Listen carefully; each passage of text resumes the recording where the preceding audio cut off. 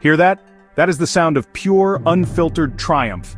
It's a sound that has echoed through stadiums, concert halls, and living rooms for decades.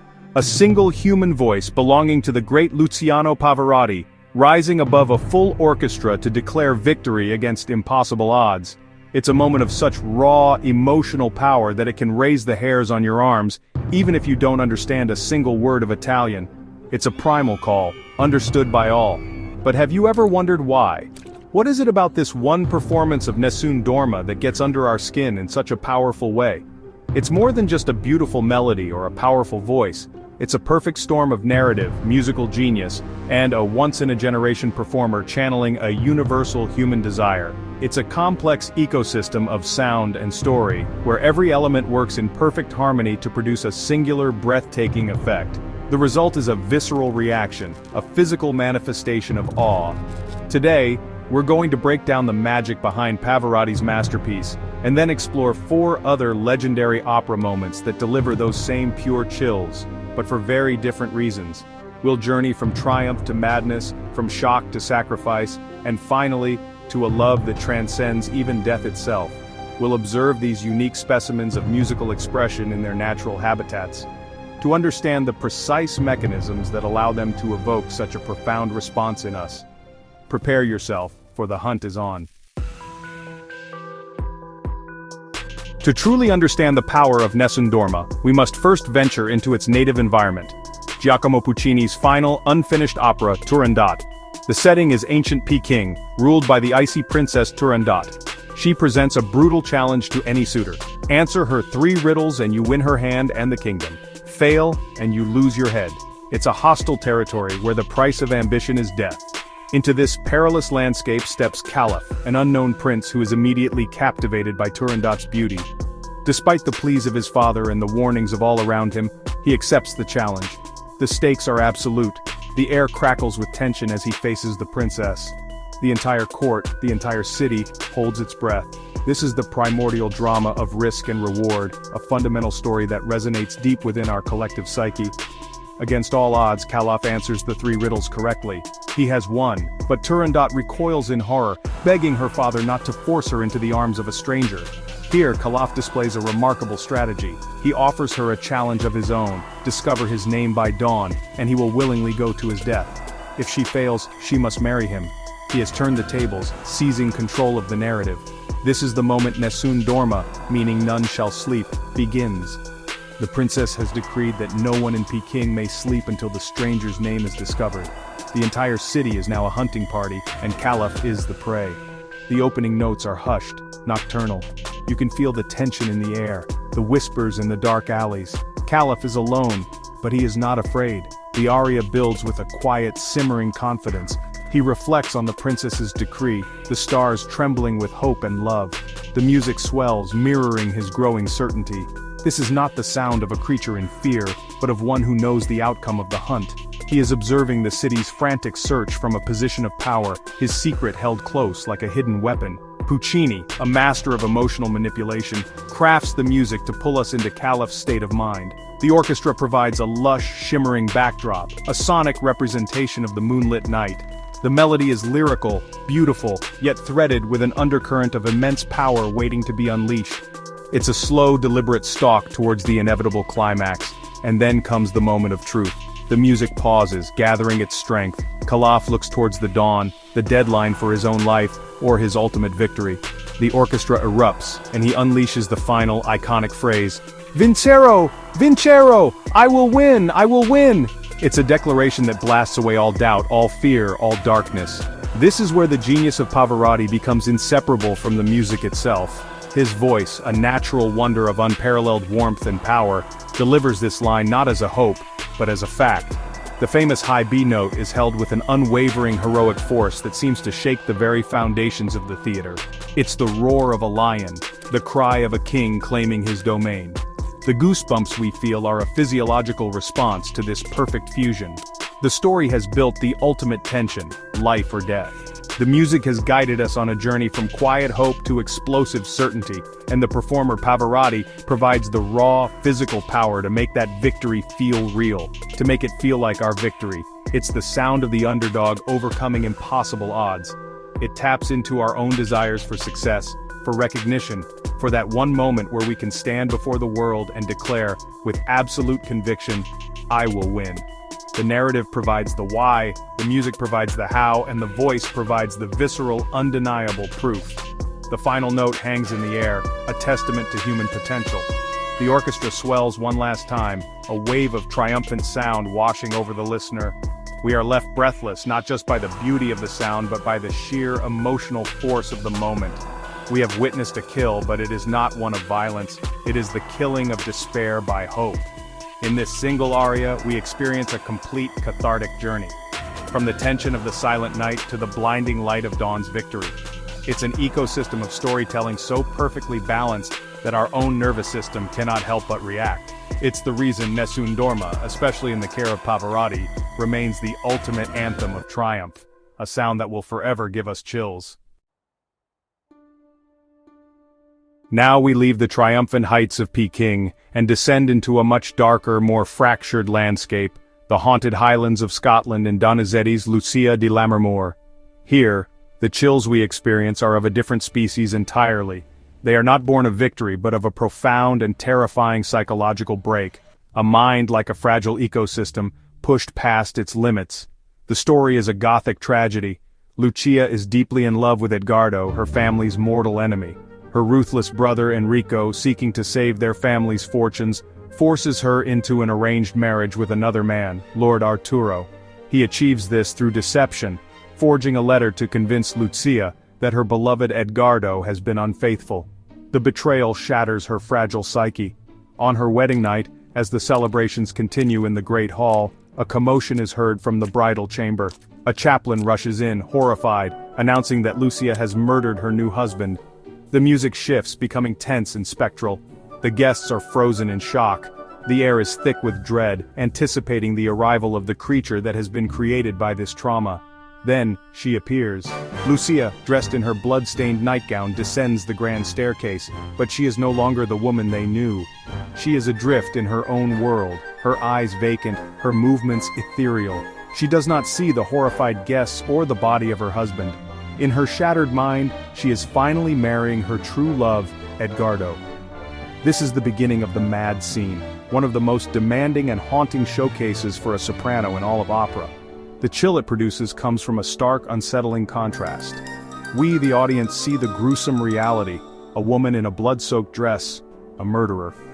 But what we hear is some of the most beautiful, intricate, and seemingly joyful music ever written. Lucia begins to sing, her voice weaving delicate, complex patterns of notes known as coloratura. These are not cries of anguish, but trills and runs of pure, otherworldly beauty. It is the sound of a mind completely detached from reality, creating its own beautiful world to escape an unbearable truth. The music is an auditory hallucination, and we are experiencing it with her. Adding to the eerie atmosphere is the original orchestration, which called for a glass harmonica. This strange instrument, with its ghostly, celestial tones, was believed at the time to be capable of driving listeners insane. Its sound intertwines with Lucia's voice, creating a duet between the singer and her own madness. It is a sound that is both sublime and deeply unsettling. As she sings, she relives moments with Edgardo, her voice soaring with imagined bliss. She speaks of a wedding ceremony that is happening only in her mind. The contrast between the horrific visual of the blood and the serene beauty of the music is profoundly disturbing. It is the chill of cognitive dissonance, of seeing two irreconcilable realities at once. The technical demands on the soprano are immense. She must not only navigate the fiendishly difficult vocal passages but also embody the character's complete psychological collapse. The performance must be a tightrope walk between sublime beauty and terrifying instability. When performed well, it feels genuinely dangerous, as if we are witnessing a real person coming undone before our very eyes. The scene is a deep dive into the nature of trauma. It suggests that when reality becomes too horrific to bear, the mind can construct its own beautiful, elaborate fantasy as a survival mechanism. Lucia's madness is not just a breakdown, it is a creative act, a desperate attempt to reclaim her own narrative from the men who sought to control it. The chills we feel are not of triumph but of empathy and dread. We are chilled by the sight of her suffering, by the fragility of the human mind. We are chilled by the music's unearthly beauty, which serves only to highlight the horror of her situation. It is the sound of a beautiful mind breaking into a million sparkling, razor-sharp pieces. Unlike Nessun Dorma, which offers a clear cathartic release, Lucia's mad scene leaves us in a state of profound unease. It is a chill that lingers, a haunting melody that reminds us of the darkness that can lie beneath a beautiful surface. It is the cold touch of a ghost, a beautiful tragic sound from a world just beyond our own. Our next expedition takes us to a place of suffocating heat and moral decay, the court of King Herod and Richard Strauss's. The chill we find here is not born of triumph or tragedy, but of pure, unadulterated shock. It's the cold sweat of revulsion, the shiver of fascination with the grotesque. This is an apex predator of an opera, designed to stun its audience into submission. The opera is based on the scandalous play by Oscar Wilde. The teenage princess Salome becomes infatuated with the imprisoned prophet Iochanan, also known as John the Baptist. He is a figure of harsh purity, and he violently rejects her advances, cursing her. But his rejection doesn't dissuade her. It actually fuels an obsessive, pathological desire. The atmosphere Strauss creates is thick with corruption and perversion. The music is dissonant, agitated, and constantly shifting. It feels unstable, dangerous, like the air before a violent storm. It mirrors the psychological state of the characters, particularly Salome's stepfather, the lecherous King Herod, who lusts after her openly. Herod promises Salome anything she wants, up to half his kingdom, if she will dance for him. She agrees, performing the infamous dance of the 7 veils. It's a seductive, hypnotic sequence where the orchestra unleashes a torrent of exotic, sensual sound. At its conclusion, Salome, having stripped away the veils, stands before Herod to claim her reward. And here, the opera delivers one of the most shocking moments in theatrical history. Salome does not ask for jewels or power. She looks at Herod with a chilling calmness and makes her request. "I want you to give me, on a silver platter, the head of Iochanan." The orchestra shrieks. Herod is horrified. He begs her to ask for something else, anything else. But Salome is relentless. She repeats her demand with the obstinate insistence of a spoiled child, yet with the cold fury of a spurned lover. The music becomes a battle of wills between Herod's frantic pleading and Salome's single, unyielding musical phrase. Her obsession has become a weapon, and she wields it without mercy.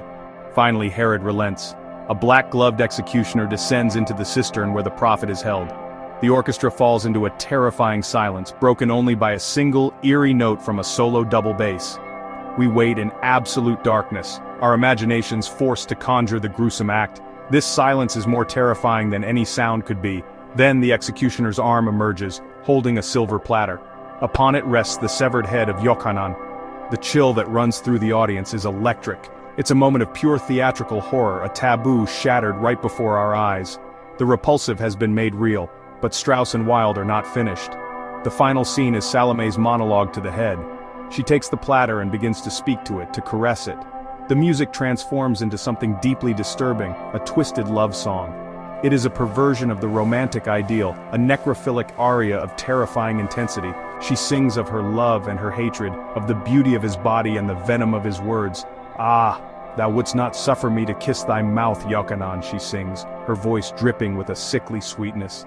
The music swells with a dark Wagnerian grandeur, treating her pathological obsession as if it were a transcendent romance. This is the source of the profound shock. Strauss forces us to experience Salome's madness from the inside. The music is so seductively powerful, so overwhelmingly beautiful in its own dark way, that we are drawn into her psychological space. We're made complicit in her transgression, fascinated by the horror we are witnessing. Finally, she achieves her goal. "I have kissed thy mouth," she declares in triumph, after pressing her lips to the heads. The music reaches a shattering orgasmic climax, but this victory is short-lived. Herod, utterly disgusted, turns to his soldiers and gives a final brutal command. "Kill that woman!" The soldiers rush forward and crush Salome beneath their shields as the orchestra unleashes a final crushing chord of pure sonic violence. The chill is the slam of a cage door, a sudden brutal end. We now journey from the profane to the sacred, though the destination is no less terrifying. We arrive in revolutionary France, amidst the reign of terror, in Francis Poulenc's. The chill here is of a different order entirely. It's a quiet, creeping cold. the chill of existential dread mixed with profound, heartbreaking faith. The opera follows Blanche de la Force, a timid young aristocrat who, paralyzed by the fear that grips the world outside, seeks refuge by joining a Carmelite convent. She believes the walls of the cloister can protect her from the violence of the revolution. She seeks a life of quiet prayer, an escape from a world she cannot comprehend. However, the revolution does not respect sanctuary walls. The new government outlaws religious orders. The nuns are arrested and, after a summary trial, condemned to death by the guillotine for the crime of continuing to practice their faith.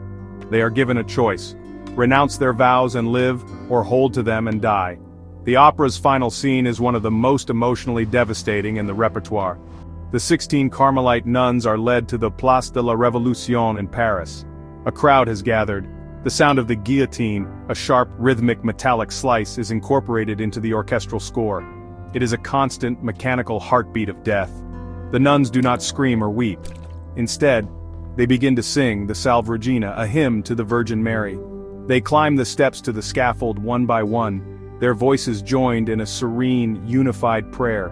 Their song is an act of defiance, not against the state but against fear itself. It's a sound of pure, unwavering faith in the face of annihilation. Poulenc's genius is in the simplicity and restraint of this scene. There's no grand, dramatic music. There is only the calm, steady hymn, the murmur of the crowd, and the sickening thud of the blade. The chill we experience comes from this unbearable contrast, the ethereal beauty of their song set against the brutal reality of their execution. With each slice of the guillotine, one voice from the choir is silenced. The Salve Regina continues, but it becomes thinner, more fragile. The texture of the sound gradually diminishes, voice by voice. We're forced to listen as this community of faith is systematically, audibly dismantled. It's a slow, agonizing sonic erasure. The psychological effect is immense. We are not just watching death, we are hearing it. The gradual silencing of the singers is a visceral representation of loss. Each voice that disappears is a life extinguished. The soaring hymn becomes a countdown, each note bringing the remaining singers closer to their own end. In the crowd, hidden, is the terrified Blanche de la Force, who had earlier fled the convent in fear. As the final nun, the prioress, begins her solo ascent to the scaffold, her lone voice trembling but resolute, Blanche has a change of heart. She steps out from the crowd, takes up the hymn, and follows her sisters to her death, her voice now strong and clear. Her act is one of ultimate sacrifice and redemption. The fear that has defined her entire life is finally conquered in this last moment. The opera ends not with the sound of the blade but with her final pure note being cut off, leaving only a shocking, profound silence. That silence is the true climax, a void filled with horror, pity, and awe. The chills from this scene are complex. There is the chill of horror at the brutality of the event. There is the chill of heartbreak for these women, whose faith is both their salvation and their doom. And there is a strange, unsettling chill of admiration for their courage, for their ability to face the void with a song on their lips. Unlike the other moments we've explored, this chill is not about a single performer or a shocking twist. It's about the power of a collective, the beauty of their shared belief, and the unbearable tragedy of its destruction. It is the cold, quiet feeling of standing before a monument to both the worst of human cruelty and the best of human spirit.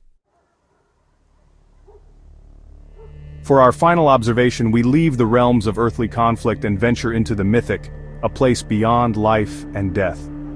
We enter the world of Richard Wagner's to witness a chill of a completely different nature. The chill of transcendence, of a love so powerful it dissolves the boundaries of reality itself. The opera tells the story of an illicit and all-consuming love between the Cornish knight Tristan and the Irish princess Isolde. Their love is ignited by a magic potion, but it becomes something far deeper, a force of nature that places them in opposition to the entire world and its laws of honor and duty. Their love can only find its true fulfillment not in life, but in death. In the final act, Tristan lies dying from a wound sustained in a duel. He waits deliriously for Isolde to cross the sea and join him.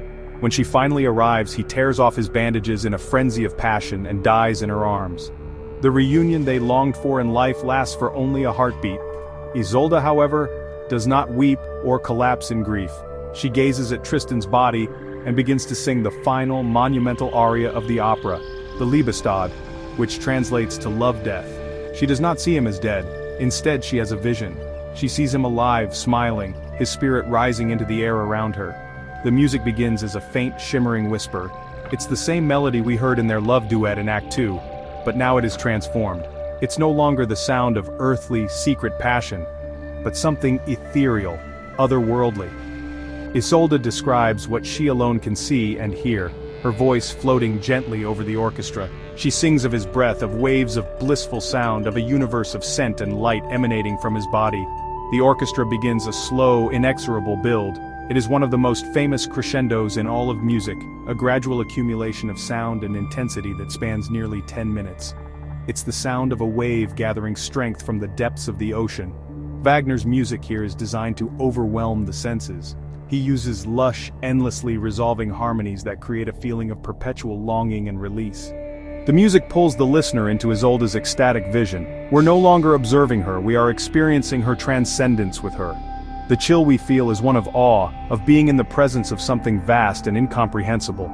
As Isolde's vision intensifies, so does the music. The orchestra swells into a colossal force, a tidal wave of sound that seems to dissolve the very walls of the theater. Her voice soars above it all, not in a struggle, but as the crest of this magnificent wave. She's not singing about death as an end, but as a consummation, a merging with the cosmos. The climax of the Liebestod is an overwhelming sonic event. It is a musical representation of ego death, of the self dissolving into a greater whole. Isolde sings of drowning, of sinking into supreme bliss. The orchestra crashes over her, and her voice is absorbed into the sound. The individual is gone, subsumed by the universal. The chills we get from this are not of fear or shock, but of sheer, unadulterated awe. It's the feeling of standing on a mountaintop and seeing the world stretch out before you, of looking into the night sky and feeling your own smallness. It's a spiritual shiver, a feeling of connection to something larger than oneself. After the overwhelming climax, the music slowly recedes, returning to the quiet, shimmering chords from the beginning. Isolde sinks lifeless over Tristan's body. She has not merely died of a broken heart, she has willed herself to join him, to dissolve into the cosmic love she envisioned. The final chord hangs in the air, a feeling of peace and resolution. The Liebestod offers a chill of sublime beauty and spiritual release. It argues that the greatest love is not one that can be contained by life, but one that finds its ultimate expression in a mystical union with the universe. It's a profound and deeply moving conclusion to our journey, showing that opera can give us chills not just by reflecting our world, but by showing us a glimpse of another. From the raw human cry of victory in Nessun Dorma to the cosmic embrace of the Liebestod, we have seen how opera uses the human voice to explore the very limits of our emotional world. These moments, these specific combinations of story, performance, and sound, are like carefully preserved specimens of feeling. They give us chills because they bypass our rational minds and speak directly to our nervous systems, reminding us of our capacity for triumph, madness, horror, sacrifice, and transcendent love. They prove that a well-told story set to the right music can create a physiological reaction, a shiver, a gasp, a tear. These are not just emotional responses, they are physical events. Opera, at its most potent, is a full-body experience. It's a testament to the power of art to affect us on a primal level, to make us something so intensely that it leaves a permanent mark, an echo in our memory. So, what about you?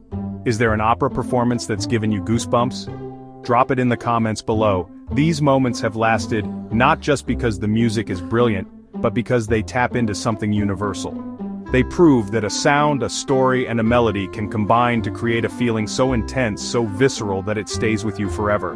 Whether it's the roar of a crowd for Pavarotti or the stunned silence after the fall of the guillotine, the effect is the same. A brief, powerful connection to the grand, shared drama of human existence. And that's a kind of magic that's always worth discovering.